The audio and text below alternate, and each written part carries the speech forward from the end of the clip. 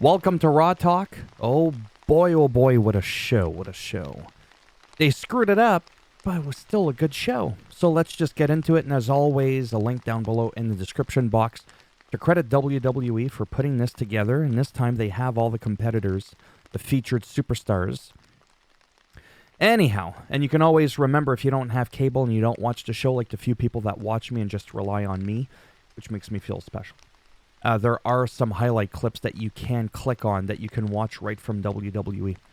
So, Drew McIntyre, yeah, that's right. I started this thing not long ago, in case you're wondering. I'm not trying to hide it. I'm very adamant about what I'm doing here.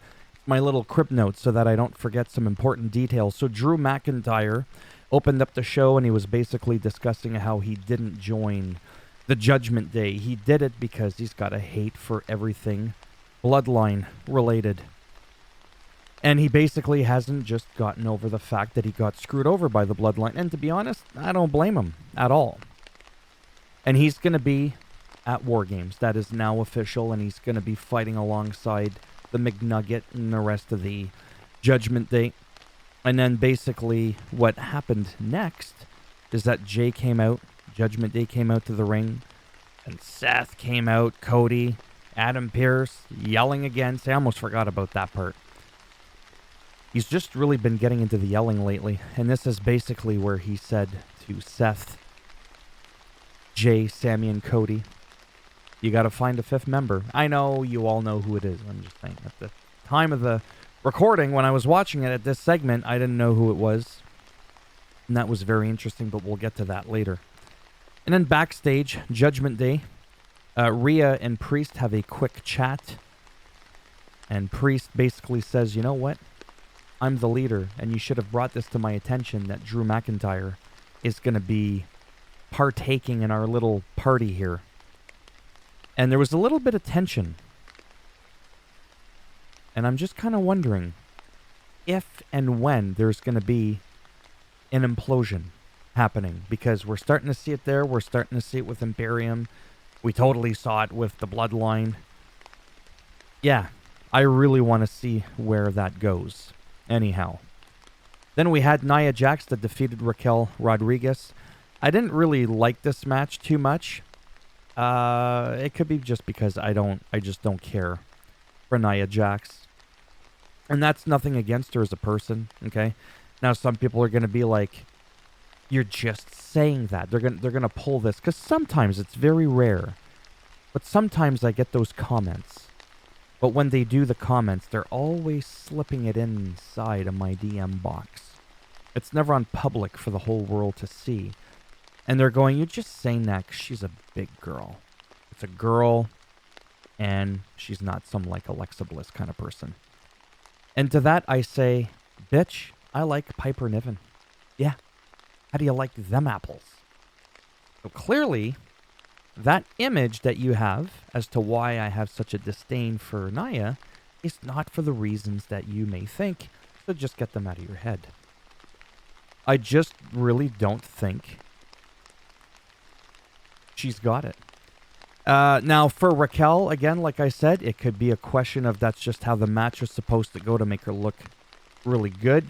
She kind of looked a little sloppy, just was never able to pull off that move that she wanted to do. But you know what? It is what it is. Nia Jax looks like she might be getting pushed to be a main event star at some point to face the likes of Rhea. And I just don't see it when there's a plethora, a cornucopia of, in my opinion, more deserving, more talented superstars. I mean, you have people that are incredible superstars, that are legends, that have never even held a title. Right? Again, the title doesn't make the superstar. Superstar makes corny, but it's true. So that's my take on that. Oh, we'll get to that. That was pretty sweet. So backstage, Judgment Day and Drew chatted again, but Drew makes it perfectly clear, that he doesn't like any of the Judgment Day members whatsoever. And Priest makes it quite clear, well, you know what? I don't like you. And Drew cost Priest the World Heavyweight Championship prior. So I don't blame him for not liking him. So now I'm thinking, is Drew really a heel? Think about it. The enemy of my enemy is my friend. Okay. Backstage, who's the fifth member? Cody, Sammy, Seth, and Jay. SmackDown people are not off limits, by the way, as per Nick Aldis. So maybe Sammy was thinking like Kevin Owens or something like that. Now we have Becky Lynch versus Zia Lee, which was a good match. Becky wins, and then Damage Control comes out. Charlotte and the team attack at ringside because they hopped over. They thought they were like the Shield. They're not the Shield. But they came down acting like they were the Shield. They didn't have it under control. So that was out of control damage. And that's why my comedic career never took off. All right. Moving on to the... Oh, well, there you go. A little snippet of the brawl right there. Careful where you poke that thing. Jeepers. I thought my microphone was long. All right. Backstage, Giovanni asks if Ludwig Kaiser bun.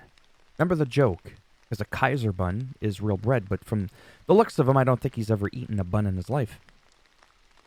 He asks him if he's okay, which is rare to hear Giovanni talk. Tensions there as usual because Ludwig is just like laying into him. And I'm thinking to myself, there's one of two things that's going to happen someday. I don't know what that's going to be. I wouldn't be opposed to, the Giovanni someday going face, but there's just something about Ludwig. I'd really like to see him go face. And I think it's only because, with all due respect to Giovanni, and again, it's not like he can't speak. He's just following script, what he's told to do and not do, is there's more in an investment in Ludwig. Because we've heard and seen his emotions a lot more than Giovanni, who's been like a mannequin for the most part. Okay? So yeah, so tensions are high between them. Then we had the Ludwig versus Gargano. Giovanni came out on top after, well, not literally, don't get excited. After Ludwig asked him not to, Giovanni came out to ringside. But not only did he come out to ringside, it's really important to note that he lost as a result, Ludwig. And Giovanni was like smiling, like, well, what do you want me to do? Like it was just like, wow. Like he really, really did that.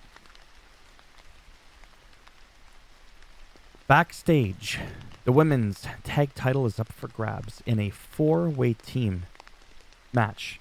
Four-way tag team match. And Pierce yelling again.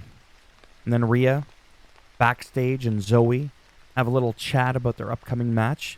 Again, all these little things I really like because sometimes those are more entertaining than the shit that happens in the ring.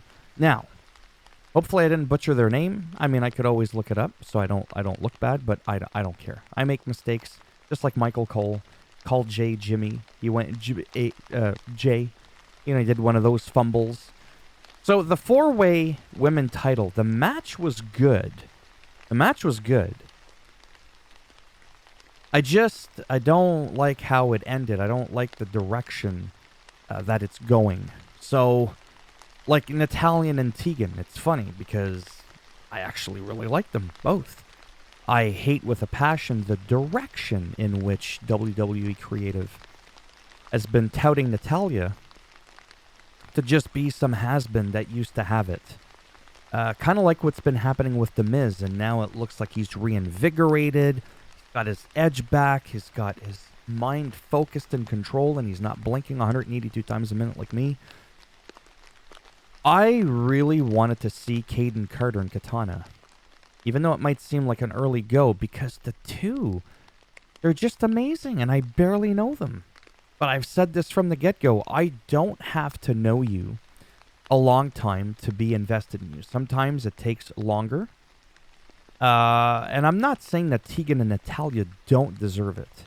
I just don't want them to get an opportunity and all of a sudden it's just, thrown out the window.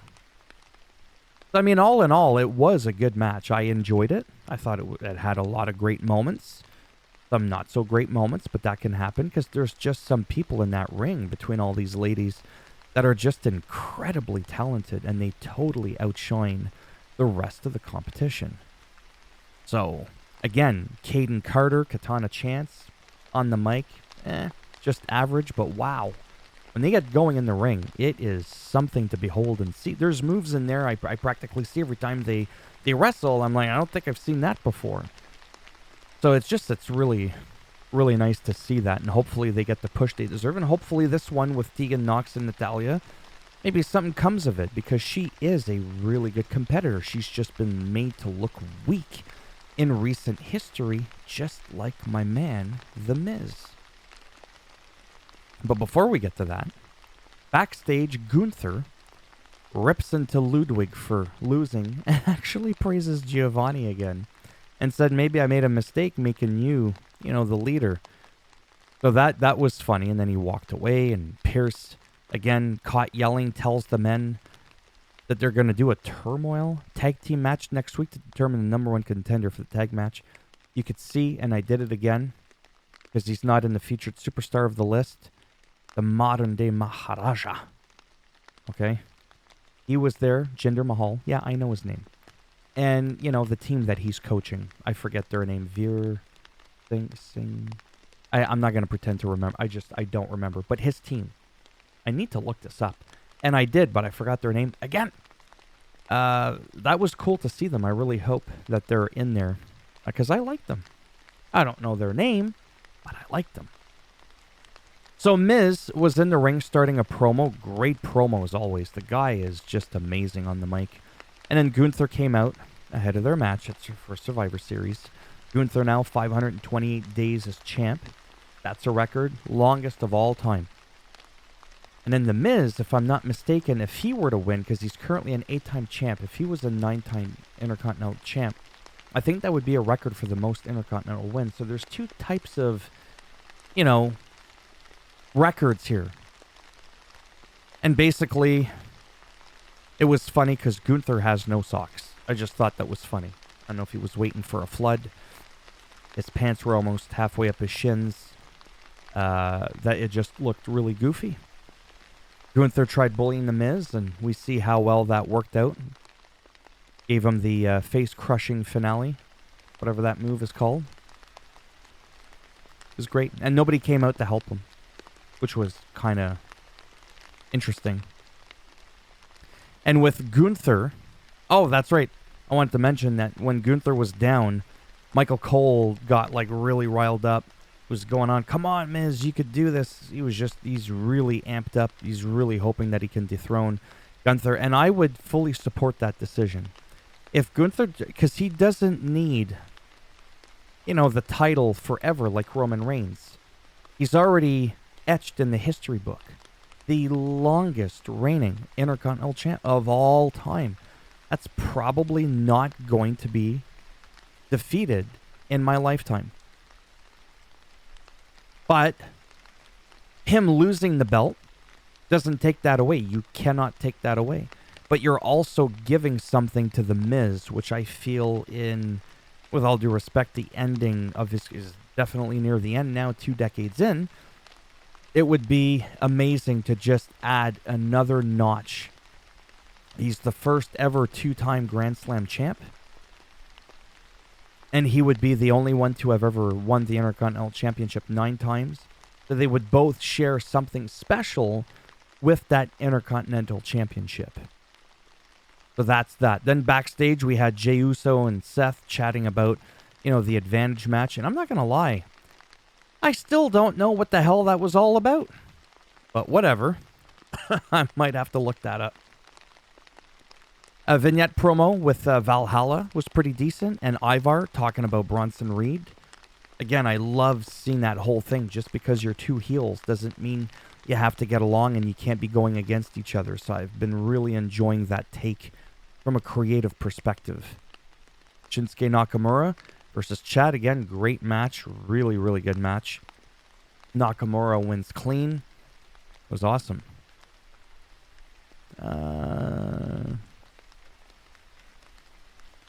Yes. Backstage, Priest and Drew run into each other again, talking about the advantage match. I still don't get what it means. Like I said, that's what I put. Basically just said, yeah, go show us your worth. He was like, bitch, I don't need to show you nothing. To me, Rhea should be the leader. But there was supposed to be no leader. But for Survivor Series only, is Priest the leader. He's not the leader of the Judgment Day. He's just in charge for the whole Survivor Series thing, which happens Saturday. Then we saw a quick, short, but a good promo from Bronson Reed telling Ivar, you know what, the tsunami's going to take out your longboat, Viking boat, whatever. It was pretty cool. I was like, oh, I see what you did there. Backstage, Seth and Sammy. Little pep talk before the match. Cody says, this guy is in. Who is he? Drew versus Jay. Drew wins clean. Cole almost called Jay Jimmy. Thought that was funny. I feel like he's been slipping a lot lately. That's fine. Judgment Day comes out attacking Cody and all them. Seth, Sammy. They all come out. Cody says he has a legacy with this person that's a fifth member. And that people are not hearing voices in their head. He never actually explicitly said the name Randy Orton, but he did say the Apex Predator. It wasn't until the cameras went off the air, showing off the air, rather, which the cameras, yeah. Anyways, that they announced that it was Randy Orton. It's official. It's official. It's a Randy Orton. But it's a missed opportunity. I was going to save this for another video, but I'm like, you know what? Let me just talk about it now. How far am I into my video? 16:20. Let's do it. Randy Orton's announcement was a missed opportunity by the WWE for the simple fact that when you're at a PLE, aka pay-per-view, premium live event, like a Survivor Series and all that, you don't get a lot of the whole in-ring chit-chatting stuff and setting things up for an event to come at a future show, like you would on a Monday Night Raw or a SmackDown. So by Cody Rhodes saying to the fans and Judgment Day, oh, you're not hearing voices in your head, and then pointing to the ear, we could have had Randy Orton on the microphone slowly creeping out of the back and then giving somebody that had walked off towards the curtain an RKO out of nowhere. That would have been amazing. It would have been absolutely golden. Or just have him come out with no talking and out of nowhere give the RKO, then grab a microphone, whatever. Just something to do with that. The pop, the buzz that you would have generated would have been absolutely monstrous. Okay? It would have been like words in a dictionary wouldn't have been able to describe that moment. But by saving it for us to only see Randy Orton at the actual pay-per-view, at the Survivor Series, whatever you want to call it. I'm not saying it's going to be like, but he's just going to come out. There's not going to have been any chatting or just calmness before the storm. That build up again, it's just, there's the tornado. What? Like, it's, to me, that was a botch. That was an epic fail. Super happy the guy's back. Oh my God. Am I ever happy? Randy Orton is back. And then the whole thing, remember? Legacy, right? With Cody Rhodes. Oh man. And Ted DiBiase Jr., who now is like in legal trouble, but that's another story for another day. It could have just been special. Because like I said, you use these small shows that aren't PLEs to set up for big moments. Like I said, I can't remember the last time we had a Survivor Series where we were, you know, shown a moment where you're inside the ring and here's our fifth member and then, oh my God, you know. Yeah, that really bugged me. I was just like, ugh. But what do I know? I'm just some YouTuber making $20 a month off his wrestling channel. As always, if you like the video, go ahead, give it a thumbs up. It does greatly help support the channel with the algorithm. If you didn't like the video, go ahead and give it a thumbs down. We'll bend it in half and twist it and break it off in your ass as always. And don't forget, I saved you this week, giving you a break, because usually it's supposed to be a solo Samoan spike right up the... Okay? But you're not getting that this week. Anyhow, you want to subscribe, great. If not, thanks for stopping by anyways. Take care, and maybe I'll see some of you in the next one. Let me know down below for a couple of reasons. To tickle the algorithm, because it helps promote the channel, and because I'm actually curious to find out what you thought of the show and how they announced Randy. Am I overthinking it? Do you think it doesn't matter? It's just the fact that they announced it, that's it. Was it a missed opportunity because he didn't physically come out? Let me know what you think. All right, bye for now.